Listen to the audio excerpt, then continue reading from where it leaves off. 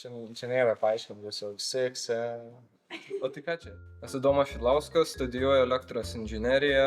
Apie Nemuną sužinojau, kai choro vadovė atėjo į paskaitą ir paklausė, ar kažkas norėtų dainuoti. Aš esu Liutauras Mureika, studijuoju elektros inžineriją ir apie Nemuną sužinojau iš draugų. Esu Jonas Natujevas, studijuoju statybos inžineriją. Apie Nemuną sužinojau ir iš draugų, ir matydamas jų plakatus einam koridoriuose, bet pagrindas iš draugų, kad patarimu. Tai aš esu Augustas Virbalas, studijuoju aviacijos inžineriją, sužinojau apie Nemuną Instagramo postą. Aš esu Pijus Eiva, esu iš šokėjo žanro, mokinuosi žaliosios energetikos inžineriją ir apie Nemuną sužinojau iš vadovės. Aš Aistė Vabalaitė, studijuoju psichologiją, esu šokėja ir apie Nemuną sužinojau, nežinau, gal Instagram'e pamačiau pirmais metais, kai stojau, bet nežinau, neatsimenu, nesu tikra, turbūt. Aš esu Aistė Justinavičiūtė, esu iš šokėjų žanro, studijuoju anglų filologiją ir apie Nemuną sužinojau iš draugų aplinkinių turbūt ir šiaip, kad labai geras ansamblis. Aš esu Kamilė Šlepavičiūtė ir aš ansamblį dainuoju, studijuoju VDU muzikos akademijoje klasikinį dainavimo ir sužinau iš Nemuno, nes aš Tauragėj dainuodavau ansamblį, 4 metus dainavau jūroje ir yra atvažiavęs kažkada ansamblis pas mus į Tauragę koncertuoti, tai pamačiau ir aš jau žinau, jeigu Kaune studijuosiu, tai prisijungsiu prie Nemuno. Esu Austėja Pavelaitytė, studijuoju multimedijos technologijas, esu antrakursė ir groju smuiku. Prisijungiau prie Nemuno, nes turiu nuosavą smuiką ir nenorėjau, kad jis tiesiog gulėtų mano spintoje, norėjau jį įdarbinti. Tai aš esu Matas Margelis, lankau Nemuno chorą, pats studijuoju Kauno technologijų universitete dirbtinį intelektą, esu pirmakursis. Į Nemuną prisijungiau irgi taip labai netikėtai iš tikrųjų, aš neplanavau per pirmą kursą kažkur įstoti į kažkokią organizaciją. Mugėj buvau per vieną savaitę ir mane labai įkalbėjo Nemuno viena atstovė.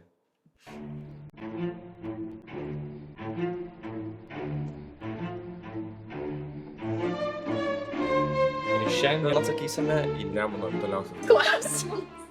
Sufeilinau. Kokias tradicinės Nemuno šventės žinai? Žinau, kad jų labai daug yra. Kalėdinis vakaras, gitarų vakaras. Savotiškai gal toks mini renginukas yra tas gitarų vakaras toksai kalėdinis. Cementukas gal iš tokių tradicinių būtų. Yra cementukas. Krikštynos. Cepelinbalis, nežinau kiek tradiciniai, bet yra baidarėm plaukt, tokia išvyka kaip tam. Ojo, iššokų daug, ne? Merginų diena, vaikinų diena. Cepelinbalis. Cementukas. Sutinku.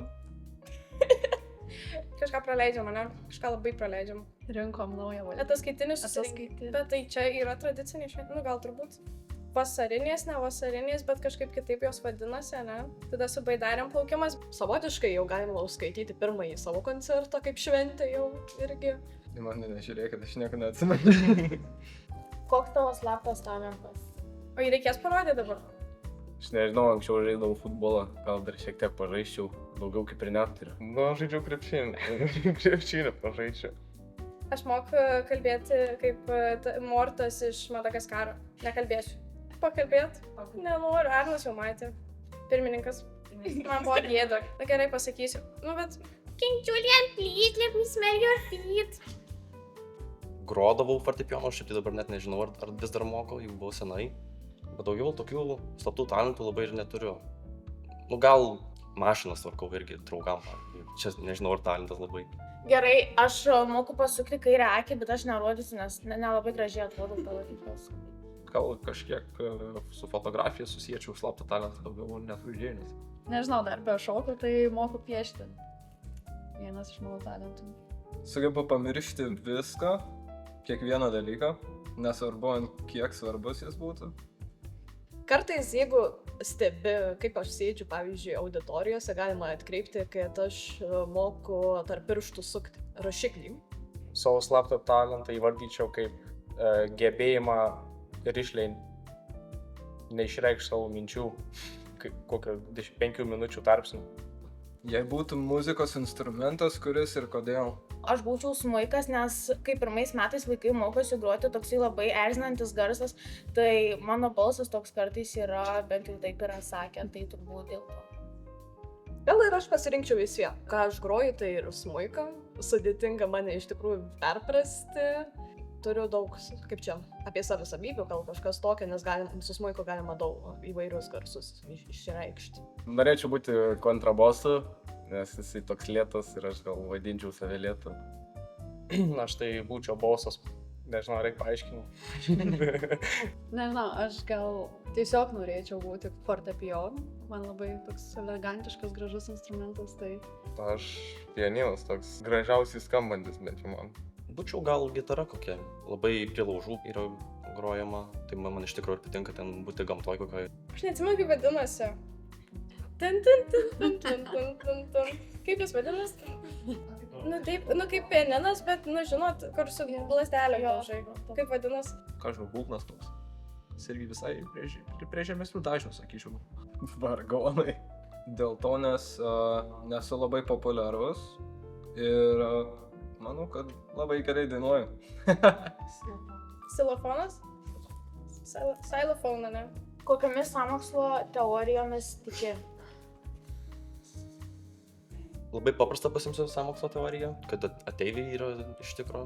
Turi kažkas ten būti. Tai aš tikiu, kad yra ateiviai. Nemanau, kad mes vieninteliai esam galaktikoje. Tai... Kad Žemė yra plokščia. Bet čia tas basic. Čia tas aš irgi šitą norėjau sakyti. Ne, šiaip netikiu, bet... Aš irgi šiaip netikiu iš tikrųjų sąmokslo teorijom. Iš visų yra. Ateiviai, šiaip tikiu, kad ateiviai yra. Aš visai tikiu, kad žmogus reinkarnuojasi į kažką. Bet tą patį irgi norėjau sakyti. Ir aš esu patyrus gyvenime tokių dalykų, tai... Šausiu tiesiai šviesiai. Zuckerbergas yra tikrai rauklys. Ai, o tu ne robotas, humanoidas koks? Teorija, arba jau realybė yra, kad dirbtinis intelektas gali skaityti mūsų sapnus ir net perteikti, gali net peržiūrėti tarsi juos. Kokioje žaidimų ar filmų visatoje labiausiai norėtum gyventi? Greitai ir siutė. Aš gyvenčiau Disnėjaus pasaulyje.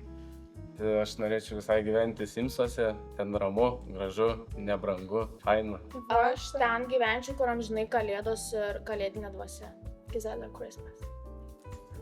Fight Club'e kovočiau su Šizu. Marvel Universe. Ir turėt super galių. Gal visai cool būtų Marvel visatoje iš tikrųjų rasti savo funkciją. Aš būčiau gal viena iš tų inžinierių, kur kuria tiem superherojam ginklus, visą kitą jiem padėčiau. Aš tikriausiai God of War, tokių daug magiškų dalykų yra apie dievus, labiau šiaurės dievus, tiesiog daug magijos. Nuo vaikystės žaisdavau iš vien tą patį žaidimą, tai Minecraft'ą, tai aš ten ir norėčiau ir gyventi. Jau daug laiko praleidęs, tai ten ir galėčiau ir išgyventi. Tikriausiai Minecraft'ą. Tiesiog ten gali kurt bet kiek ir bet ko, bet kada. Kiek skalėje nuo 1 iki 10 bijai vadovų? Vadovų aš nelabai bijau, sakyčiau kokie 4-5. Jie visi malonūs iš tikrųjų, tai neturiu tokios baimės jiem. Man jie irgi labai šilti žmonės, kaip jau savotiškai jaučiasi, kaip artimi žmonės. Nes ne, mano savotiškai didelė šeima. Turi gerbti ir vadovą, bet ir vadovas turi gerbti tave. Gal, sakyčiau, 5, nes dar nėra taip, kad labai gerai pažįstu visus vadovus, bet kiek mačiau vokalų vadovę, tai labai patiko. Margarita irgi labai patinka ir Vilma irgi labai patinka, tai neturiu dar tokios labai tvirtos nuomonės. Aš irgi turbūt sakyčiau 5. Turėjau pakankamai griežtą vadovą prieš tai. Jo, prisidedu aš irgi prie 5. Abudu susumavus, tokio biškį labiau, tai kokį sakyčiau 6,5 bendrai. Prisipažink. Ne, tai tu sakyk, aš turiu susikaupti.